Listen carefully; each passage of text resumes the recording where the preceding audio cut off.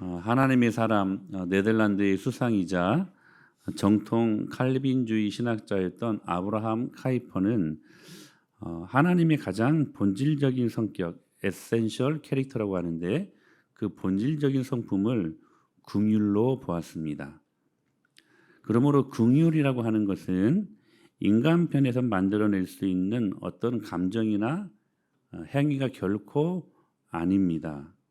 그러므로 하나님의 긍휼을 아는 사람들에게서 보여지는 자연적이고 그리고 필연적인 반응이 바로 하나님의 긍휼에 있다라고 말씀을 하시는 것입니다. 그러므로 오늘 본문에서 나오는 이 긍휼이라고 하는 것은 타 종교인이나 그리고 무신론자들에게서는 결코 나올 수 없는 것입니다. 만약 단순히 남을 불쌍히 여기고 그리고 잘 도우라는 식의 이 도덕이나 이 긍휼을 윤리의 행함으로 본다면 사실 예수님 안 믿는 사람들도 행할 수 있는 선행이 되고 많은 것이죠. 그런 식으로 본다면 폐지 주어가면서 막 번 돈 2억 3억을 대학 장학재단에 막 기부하시는 분들은 거의 긍휼의 왕초라고 할 수 있는 것이죠. 그런 건 불교 신도들도 얼마든지 열심히 할 수 있는 것들입니다. 특히나 예수님 시대의 종교 지도자들이었던 바리새인들은 이것들이 주특기 아니었습니까? 그러나 고린도전서 13장을 보면 자기가 가진 것을 다 팔아서 구제를 하고 그리고 약자들을 위해서 자신들의 몸을 불살라 분신을 하는 그러한 긍휼을 베푼다 할지라도 예수님의 긍휼, 그 사랑을 근거로 하여 나온 게 아니라면 아무것도 아니라고 말씀하십니다. nothing이라는 거예요. 전혀 아니다. 그 긍휼은 긍휼이 아니라고 성경은 말씀하고 있는 것입니다. 그러므로 우리가 베풀어야 될 모든 긍휼은 하나님의 사랑과 긍휼에서 나오는 것이다라고 말씀을 하시는 것입니다. 구약 성경에 보면 헤세드라는 단어가 모든 성경을 관통하는 것을 봅니다. 아주 중심된 주제가 바로 헤세드, 하나님의 긍휼을 이야기하는 단어인데 특별히 하나님의 긍휼을 집중적으로 설명해 놓은 성경이 바로 호세아서입니다. 지난주에도 잠깐 말씀을 드렸는데 선지자 호세아, 이 호세아가 이 헬라식으로 이 이름을 해석하면 예수라는 단어입니다. 그러니까 예수가 호세아가 고멜이라는 아내를 맺어서 하는 이야기 스토리, 즉 신랑 되신 하나님을 떠난 고멜 같은 우리의 모습을 잘 그려주고 있는 것이 호세아서인 것이죠. 하나님은 호세아에게 창녀 고멜과 결혼하라고 명령하십니다. 지난주에 잠깐 말씀드렸던 것처럼 율법의 충돌이죠. 선지자는 창녀들과 결혼할 수 없습니다. 부정하는 것들을 접할 수 없습니다. 그런데 하나님이 말씀해 놓으시고 하나님이 그 율법을 어기라고 말씀하시는 것입니다. 그래서 결혼을 하고 자식을 낳았는데 그 자식들이 하나같이 하나님의 저주가 임하는 것을 봅니다. 그 이름 뜻에서도 보면 첫째 아들을 주셨는데 이름이 이스르엘입니다. 하나님이 흩어버리신다, 찢어버린다 이 말이 그 첫째 아들의 이름이었습니다. 둘째는 딸을 주셨는데 이름이 루하마입니다. 그런데 그 앞에 로가 붙습니다. 루하마라는 말은 긍휼이라는 말인데 루하마 긍휼이 없다라고 말씀을 하는 이름을 주십니다. 셋째도 딸인데 이름이 암미입니다. 워낙은 이 암미라는 말은 내 백성이다라는 말인데 그 앞에 로 암미 내 백성이 아니다. 고멜이라는 이름도 굉장히 부정적인데요. The end, the 끝이다. 끝이라는 이름이 고멜이라는 이름에 담겨져 있다는 것. 지금 호세아는 아들, 딸의 이름을 통해서 하나님의 심판과 아픔의 강도를 체험하고 있었다는 사실입니다. 그러니까 이 가정만 봐도 그 이름에 담겨져 있는 하나님의 그 강한 심판의 메시지만 봐도 이 가정은 소망이 없는 거예요. 여러분, 이게 우리 인생의 아이덴티티, 정체입니다. 정체성입니다. 우리가 이메일을 아이디를 치고 들어가잖아요. 아이덴티티. 예? 이 아이덴티티 준말이 아이디 아닙니까? 이 아이디를 치고 우리가 어디에 들어갈 수 있는 것처럼 이게 우리 아이디라는 거예요. 저와 여러분들은 소망 없는 사람들입니다. 그걸 인정하고 들어가야 진짜 예수님을 만날 수 있는 거예요. 소망이 없어요. 너무나 부정적이에요. 우리 인생은요, 여러분, 뭐 할 수 있는 가능성이 여러분 0.1%도 아니고요. 그냥 제로야, 제로. 그게 저와 여러분들의 모습이 우리는 허물과 죄로 완전히 죽었던 자들이에요. 죽었던 자들이에요. 소망 없는 자들. 호세아 2장으로 가면 그런 하나님의 저주가 조금 더 확실하게 그려져 있습니다. 2장 5절 말씀 읽어볼까요? 시작. 그들의 어머니는 음행하였고 부끄러운 일을 행하였나니 이는 그가 이르기를 나는 나를 사랑하는 자들을 따르리니 그들이 내 떡과 내 물과 내 양털과 내 삶과 내 기름과 내 술들을. 자, 보십시오. 창녀의 신분으로 선지자와 결혼을 했습니다. 선지자는 한 시대를 대표하는 거룩한 하나님의 사람들이었잖아요. 그러면 자신의 신분에는 도무지 호세아 선지자를 만나서 결혼할 수 없었습니다. 그러니까 창녀였던 고멜이 선지자 호세아를 만나서 결혼을 한다고 한다면 이건 신분 상승이 되는 것이죠.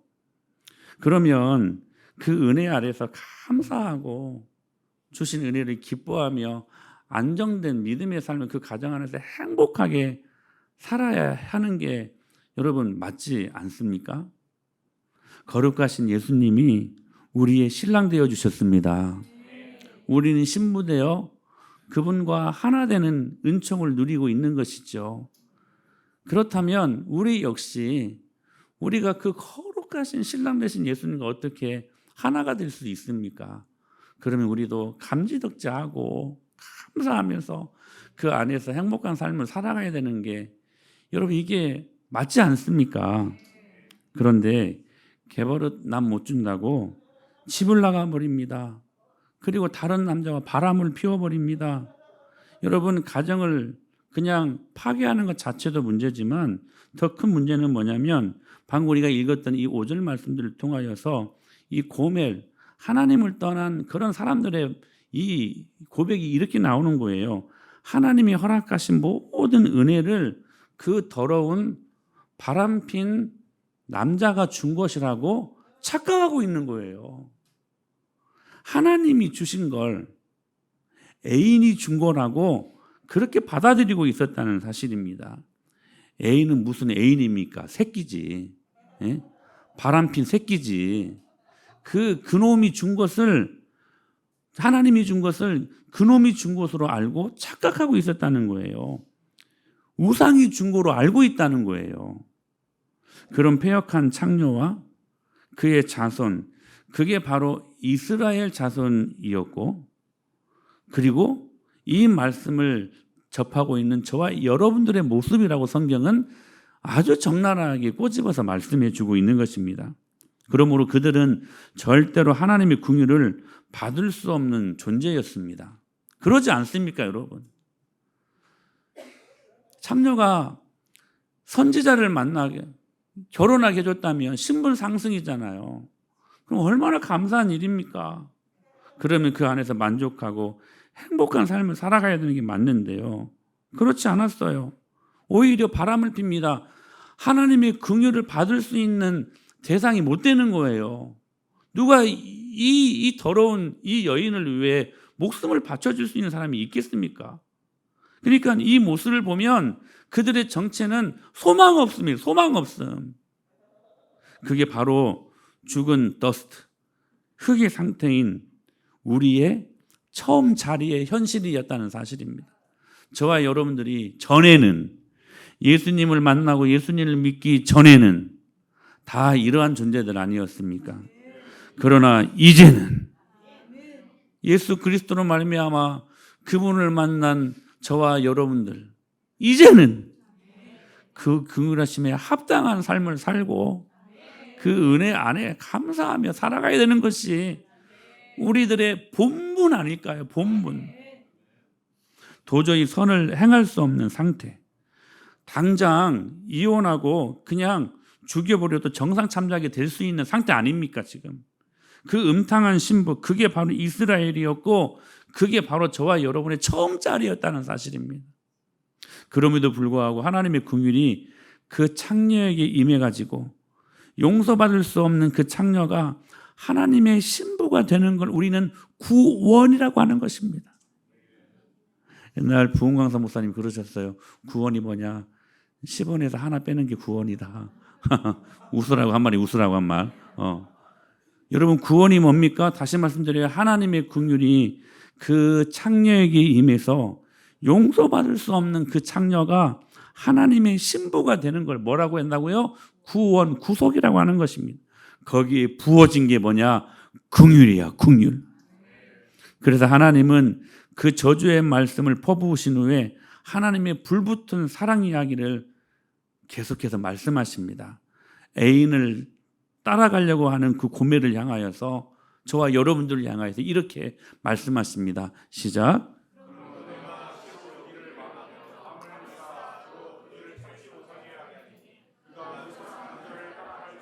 미치지 못하며 그들을 찾을지라도 만나지 못할 것이. 그제야 그가 이르기를 내가 본 남편에게로 돌아가리니 그때의 내 형편이 지금보다. 자 보십시오. 하나님은 때로 하나님을 떠나서 우리가 죄를 지으려고 할 때 하나님의 성품에서 나타나는 첫 번째 반응은 뭐냐면 그 죄를 짓지 못하도록 막으십니다. 막으셔요. 여러분 살다 보면 그럴 때 많이 있지 않습니까? 이거 분명히 아무리 생각해도 하나님 뜻이 아닌 것 같은데 나의 본성이 계속 거기를 따라가는 거예요. 근데 신기하게 하나님이 막으시는 것을 경험하게 돼요.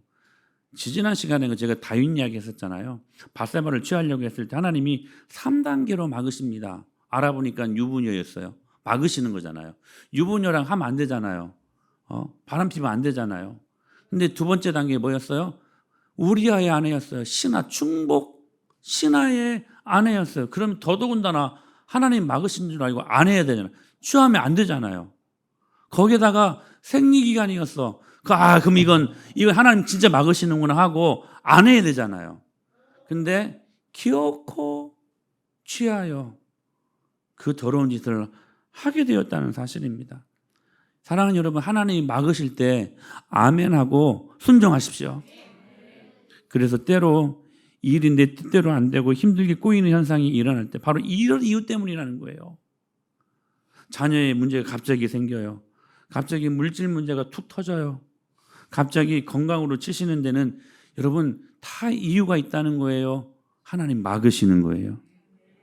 여러분이 잘 살고 있는 거 막 심술궂게 막 막으시는 게 아니라 여러분 그거 하면 하나님 떠날 수 있는 여지가 있는 것들이기 때문에 주님이 담으로 막고 가시로 막는 거예요. 여러분 그때 예민하셔야 돼요. 민감하셔야 돼요. 하나님이 막으시는구나. 이거 하면 안 되겠구나. 그대로 스톱. 여러분 순종하면 복이에요. 복이에요. 그러니까 때로 우리가 하고 싶은 대로 가만 놔두지 않으시고 막으시는 것은 하나님의 사랑이고 긍휼하심이 하나님의 하나의 방편이라는 사실입니다. 근데 그 막으신 이유가 뭐예요? 본 남편에게로 돌아가게 하기 위해서. 본 남편에게로 돌아가기 위해서. 사랑하는 여러분, 세상 사람들은 당신 것들을 많이 누려라, 많이 가져라, 얼마나 많이 정령하고 얼마나 많이 그렇게 우리들에게 막 말합니까? 근데 여러분 복음은 그렇게 말하지 않아요. 우리의 모든 것은 하나님 것입니다. 우리의 유일한 상급은 상속자는 하나님이십니다. 할렐루야. 이거 느끼게 하려고, 이거 경험하게 하려고, 본 남편에게로 돌아가게 하려고, 우리가 본 남편에게로 돌아가는 것이 우리의 행복의 근원이니까. 여러분 하나님이 때로는 우리에게 사랑을 구걸하시는 것 같아요. 왜 그래요? 그게 우리가 행복하게 살 수 있는 방법이기 때문에 그래요. 때로 우리가 없을 때 불평하죠. 불평하지 마세요. 막으시는 거예요, 하나님이. 없을 때 우리에게 어떤 것이 없다면 여러분 이렇게 생각하세요. 그것은 없어야 하기 때문에 없는 겁니다. 없어야 하기 때문에 없는 건데 그거 막 억지로 막 있게 하려고 하면 그게 여러분 하나님을 떠나는 모습들로 그게 오염된다는 사실입니다. 그리고 그들에게 지금 그들이 잊고 있었던 한 가지를 상기시켜 줍니다. 8절로 9절 말씀인데요. 시작.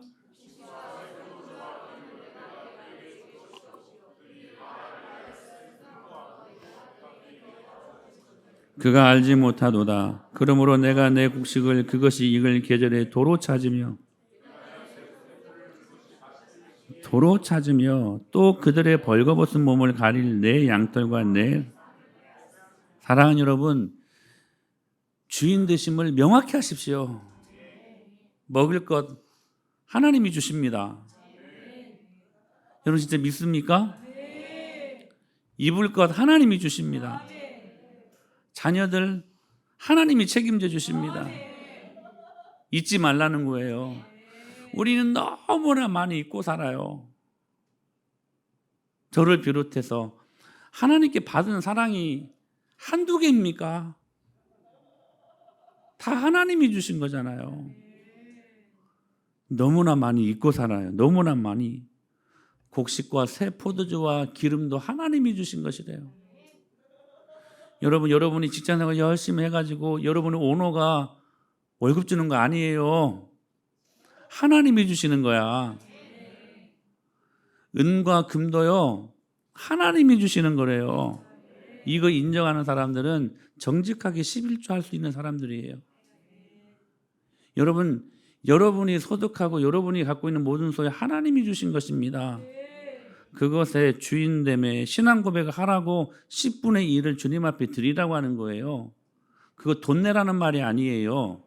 부가가치세 10분의 1을 내라는 말씀이 전혀 아니에요. 뭐 하라는 거예요? 주인됨을 고백하라는 거예요. 하나님 거예요. 여러분, 우리의 시간도 하나님 겁니다. 여러분이 여러분 마음대로 쓸 수 있는 게 아니에요. 그래서 주일 성수하라고 말씀하시는 거예요. 엄밀하게 말하면 7일조죠. 7일조.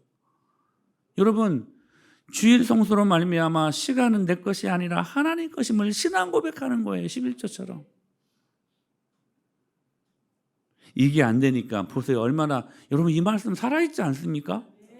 그러므로 내가 내 곡식을 그것이 익을 계절에 도로 찾으며 여러분 이 날이 이르기 전에 빨리 돌이키십시오. 내가 내 새 포도주를 그것이 맡으시기에 도로 찾으며 또 그들의 벌거벗은 몸을 가릴 내 양털과 내 삶을 빼앗으리라. 빼앗는데요. 주님이 빼앗는 그날은 너무 아파요, 여러분. 주님이 하시는 말씀 고집 피우지 말고 빨리 순종하세요. 주님이 다 주신 거예요. 여러분의 지혜도 주님이 주신 거예요. 여러분의 달란트도요, 주님이 주신 거예요. 내 힘으로 할 수 있는 게 뭐가 있어요, 여러분? 그게 교만 아니에요. 만약 할 수 있다고 생각한다면? 우리는 자꾸만 관성의 법칙이라고 하죠. 옛날로 돌아가려고 그래요. 예수님 믿기 전에 예수님 믿고 막 하라고 있는데 항상 옛날 것을 보게 돼요. 다시 옛날로 돌아가고 싶은 거예요. 자꾸만 내 중심으로 모든 것들을 판단하고 결정짓고 내 인생을 내가 내 마음대로 살려고 하는 그 모습들로 자꾸만 돌아가려고 하는 것에 우리 인생이 문제가 있는 것 아니겠습니까? 그럼에도 불구하고 하나님의 불붙은 사랑은 계속 진행형입니다. 23절 말씀 볼까요? 시작. 내가 나를 위하여 긍휼히 여김을 받지 못했던 자를 긍휼히 여기며 내 백성 아니었던 자에게 이르기를 너는 내 백성이라 하리니 그들은 이르기를 주는 내 하나님이시라 하리라 하시니라. 할렐루야. 내가 나를 위하여 저를 이 땅에 심고 긍휼히 여김을 받지 못했던 자들을 긍휼히 로루하마에서 루하마로 내 백성 아니었던 자에게 로암미에서 이르기를 너는 내 백성이라 다시 원래 자리로 암미라 너는 내 백성이다. 그렇게 주님이 다시 우리를 회복시켜 주시겠다고 말씀하십니다. 불붙은 하나님의 사랑 아닙니까? 목회를 하다 보면 참 어떨 때는 보면 포기하고 싶은 사람들이 있어요. 정말 그래요. 솔직하게 말씀드리면. 근데 이 말씀 때문에 그리하지 못해요.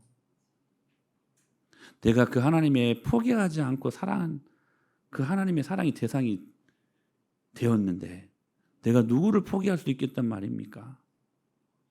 누구를? 그러면서 11장 8절에 이렇게 말씀하세요. 시작. 에브라임이여 내가 어찌 너를 놓겠느냐? 내가 어찌 너를 아드마같이 놓겠느냐? 어찌 너를 스보임같이 두겠느냐? 내 마음이 내 속에서 돌아와 온전히 불붙듯 하도다. 여기 아드마라는 지명이 나오고 스보임이라는 단어가 나오는데 쉽게 표현하면 소돔과 고모라 같은 곳이에요.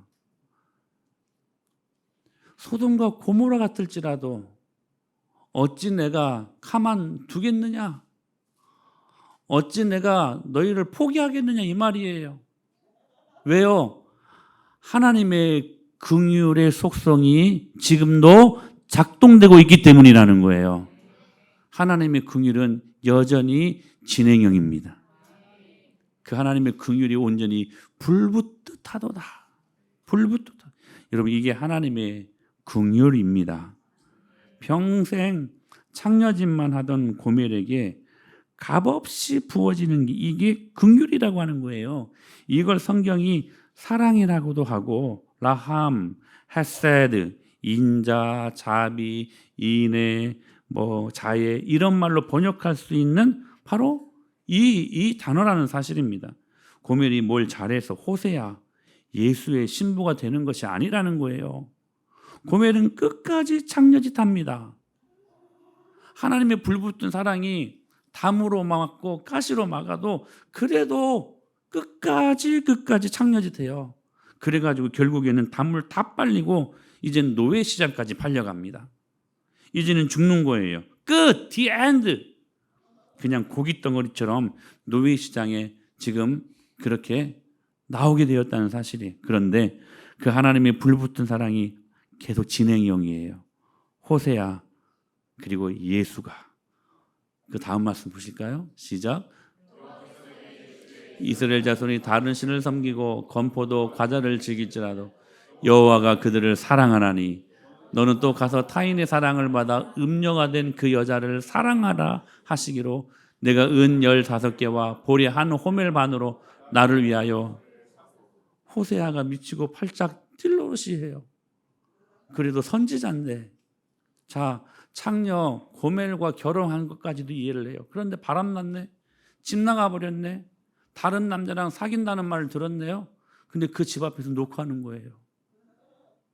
그 예수님이 우리들의 마음을 녹화하는 것처럼 제발 마음의 문을 좀 열어다오. 고멜 여보 나왔어. 제발 문 좀 열어줘. 예수님 말씀하시죠. 계속 녹화해요. 마음의 문을 열어달라고. 네가 마음의 문을 열면 내가 너로 들어가서 먹고 마시고 즐길 것이다. 그런데도 안 되는 거예요. 창녀가 안 되는 거예요. 계속 그 짓을 계속 하고 있는 거예요.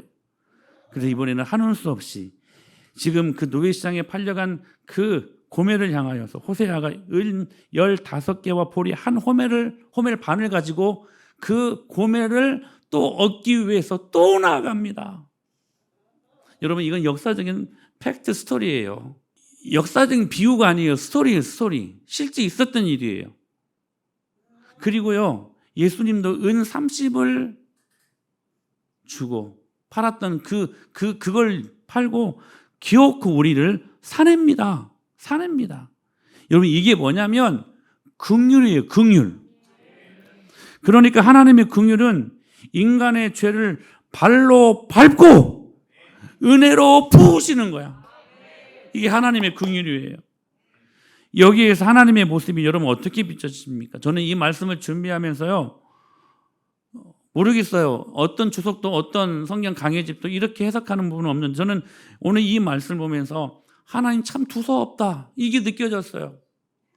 참 앞뒤가 안 맞다 이게 느껴졌어요. 왜 이렇게 느껴졌을까? 뭐냐면 지금 하나님이 어떻게 해야 될 줄을 몰라 하시는 것 같아요. 어떻게 해야 될 줄을 몰라 하시는 것 같아요. 사랑하는 이스라엘이, 사랑하는 하나님의 사람들이, 자녀들이 하나님을 떠났어요. 지금 호세아와 고멜 이야기로 지금 펼쳐가고 있잖아요. 바람났어요. 바람난 그 안에 찢어버리고 싶은데 내가 너희를 목말라 배고파 죽이게 하겠다 그렇게 말씀하고 싶은데 어떨 땐 협박도 합니다. 3절에 협박도 하지 않습니까? 그래도 내가 너를 사랑한다. 제발 지금이라도 돌아와라. 그래서 지금 호사야를 시켜가지고 은 15과 그리고 보리 한 호멜 반을 주고 다시 사오라고 이야기하는 게 노예시장에서. 인간의 생각으로는 도무지 이 여인을 사랑할 수 없는 거예요. 그런데 하나님의 긍휼은 여전히 그를 향하여 끝까지 사랑하는 모습으로 작동되게 되어 있다는 사실이에요. 사랑하는데 바람이 났어요. 그냥 찢어지고 싶은 이 관계 그냥 파하고 싶은데 그런데도 안 되니까 이제는 사정사정 하시는 거 두서없어요. 왜 그런 줄 아세요? 사랑하면 그래. 사랑하면 두서없어져. 사랑하면 비합리적인 모습으로 사랑하게 돼요. 지금 누구한테 예수님이 하나님이 이 모습을 지금 보이고 계십니까? 창녀한테 그럴 만한 자격이 있어서입니까? 아니에요. 사회심리학에서 제가 언젠가 말씀드렸는데 최소 관계의 법칙이라는 것이 있습니다. 뭐냐면 많이 사랑하는 쪽이 덜 사랑하는 쪽보다 약자일 수밖에 없다는 거예요. 그래서 부모가 다 약자야. 왜? 더 사랑하니까. 치사랑보다 내리사랑이 더 커요. 그래서 어떤 둘 사이의 관계에서 서로 갈등이 생겼을 때 먼저 손을 내미는 쪽은 잘못한 사람이 아니라 그 관계를 지키고 싶어하는 사람들이라는 것이죠. 그러므로 사랑하고 성숙한 사람은 언제나 약자일 수밖에 없어요. 이런 면에서 굳이 비교한다면 우리 하나님은 울트라 을이십니다. 우리가 갑이에요. 왜 그래요? 하나님이 저희가 하나님을 사랑하는 것보다 하나님이 우리를 더 사랑하시기 때문에 그래요. 여러분 누에 있죠? 누에는 1500m나 되는 질기고 긴 실을 뽑아가지고 거기 들어가 누에 고치가 됩니다. 그리고 사람은 누에 고치에서 다시 1500m의 실을 뽑아서 뭘 짜요? 비단을 짭니다.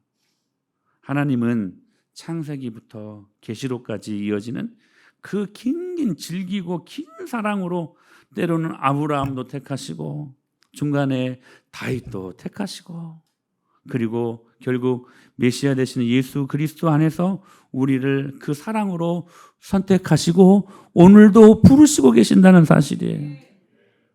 미국과 캐나다 국경에 있는 나이아가라 폭포는 1분에 무려 1억 5천만 리터의 물이 쏟아진다고 합니다. 1억 5천만 리터 1분에 60초 안에. 여러분 하나님의 사랑은 이것과 비교될 수 없습니다. 로마서 5장 5절에 이렇게 말씀하셨어요. 소망이 우리를 부끄럽게 하지 아니함은 우리에게 주신 성령으로 말미암아 하나님의 사랑이 우리 마음에 부음받음이니. 1분에 1억 5천만 리터의 물이 될 수 있겠습니까? 하나님의 사랑에 비교하면. 여러분 기억하셔야 됩니다. 하나님의 사랑은 대상을 창조하시는 사랑이에요. 무슨 말이냐면 우리가 사랑할 만해서 사랑하시는 게 아니고 오늘도 우리를 부르시고 사랑받을 만한 사람으로 만들어 가시는 창조 행위라는 거예요. 그분의 긍휼하심이 그래요. 즉 구속은 하나님께서 약자가 되어 인간 편에 서신 것을 말씀하시는 거예요. 그러므로 아주 중요한 말인데요. 우리는 사랑을 받아야 사랑을 알고, 굉장히 중요한 말이에요. 사랑을 알아야 사랑을 하고, 사랑을 해야 사랑을 받는 것입니다. 여러분 하나님의 긍휼하심을 경험하십시오. 그러므로 하나님의 이 불붙는 사랑을 경험하기 위해 우리 편에서 할 수 있는 건 아무것도 없습니다. 미안하지만 아무것도 없습니다. 굳이 하나 있다면, 눈을 씻고 굳이 하나를 발견한다면 그건 뭐냐면 믿음이라고 하는 거예요. 오늘 본문의 이 긍휼이라는 단어가 복음서에서 그대로 쓰여진 한 곳이 있습니다. 마태복음 9장인데요. 같이 한번 읽어볼까요? 시작. 예수께서 거기에서 떠나가실 때 두 맹인이 따라오며 소리질러 이르되 다윗의 자손이 우리를 불쌍히 여기소서 하더니 예수께서 집에 들어가시면 망인들이 그에게 나아오거늘 예수께서 이르시되 내가 능히 이 일 할 줄을 믿느냐 대답하되 주여 그러하오이다 하니 이에 예수께서 그들의 눈을 만지시며 이르시되 여기 두 소경이요 지금 뭐라고 말해요? 다윗의 자손이여 우리를 불쌍히 여기소서라고 말합니다. 여기 불쌍히 긍휼이라는 말이에요. 히브리어로 헤세드. 긍휼히 여겨주시옵소서. 불쌍히 여겨주시옵소서. 지금 여러분 당시에도 문둥병자도 많았고요. 소경들도 굉장히 많았습니다. 시각장애인들도 굉장히 많았어요. 여러분 지금 예수님을 불렀던 여러분 이 두 명의 소경만 있었던 게 아니었어요. 그런데 이 두 소경이 선포합니다. 다윗의 자손이여 우리를 불쌍히 여겨주옵소서. 긍휼히 여겨주시옵소서. 그런데 그냥 무심코 가던 예수님이 그 말에 그 성품이 지금 작동되고 있었다는 사실이에요. 왜요? 예수님은 긍휼하신 분이시기 때문에. 긍휼히 여겨주시옵소서. 그 말을 듣고 예수님의 이 본성이 이 성품이 발동되기 시작하신 거예요. 여러분 그 고백을 하자 지금 그 긍휼이 부어졌습니까? 안 부어졌습니까? 부어졌습니다. 무엇을 근거로요? 여전히 소경이었어요. 여전히 그들에게는 눈을 뜰 수 있는 그 어떤 방법도 어떤 소망도 없는 사람들이었어요. 그런데 이들에게 뭐가 있었어요? 믿음이 있었다고 말씀하셔요. 내 믿음대로 되라. 네 믿음대로 되라. 지금 예수님이 뭐라고 하시며 긍휼을 베푸시냐면 너희 믿음대로 될지어다. 지금 맹인이 불쌍히 여겨달라는 말을 예수님 뭘로 여긴 거예요? 그걸 믿음으로 여긴 거예요. 믿음으로. 오늘 여기서 우리가 믿음을 정의할 수 있어요. 믿음은 그저 나는 아무것도 할 수 없는 존재. 이 맹인이 뭘 할 수 있습니까? 이 맹인이 뭘 할 수 있어? 앞이 안 보이는데 뭘 할 수 있어요? 여기서 말씀하는 믿음의 정의는 뭐냐면 나는 아무것도 할 수 없는 무력한 자입니다. 당신의 긍휼이 없으면 나는 소망이 없습니다. 그걸 예수님이 믿음으로 여기신 거예요. 여러분 오늘 그 하나님 앞에 믿음으로 나아가십시다. 단 한 가지 그 긍휼하심 앞에 우리가 할 수 있는 건 아무것도 없지만 그러나 아무것도 없지만 할 수 있는 굳이 한 가지가 있다면 하나님 오늘 나를 불쌍히 여겨주옵소서. 저는 죄인 중에 괴수입니다. 저는 죽어 마땅한 죄인입니다. 나는 내 지혜로도 내 경험으로도 내 성품으로도 아무것도 할 수 없는 죄인입니다. 영생은 무슨 영생입니까? 내가 어떻게 천국 갈 수 있는 사람이었겠습니까? 천만의 말씀을요. 저는 그 은혜를 받아 마땅한 존재가 아닙니다. 나를 오늘도 그러므로 불쌍히 여겨주옵소서. 낮아지고 또 낮아지고 무능하고 또 무능한 자신의 모습을 예수 그리스도의 능력의 말씀 앞에 정직하게 겸손하게 마주하시고 그것이 우리 믿음의 첫 출발점이라는 사실들을 깨닫고 그 믿음으로 우리는 긍휼을 아는 자, 그 하나님의 사랑을 경험하는 자가 되어서 남을 위해서도 그 긍휼을 베푸는 자가 될 수 있게 된다는 사실입니다. 그러므로 오늘 말씀은 진리입니다. 긍휼히 여기는 자는 복이 있나니 저희가 긍휼히 여김을 받을 것이며 하나님의 그 긍휼하심을 알고 그 긍휼하심을 흘려보내는 이번 한 주간의 삶이 될 수 있게 되기를 예수님의 이름으로 간절히 축복합니다.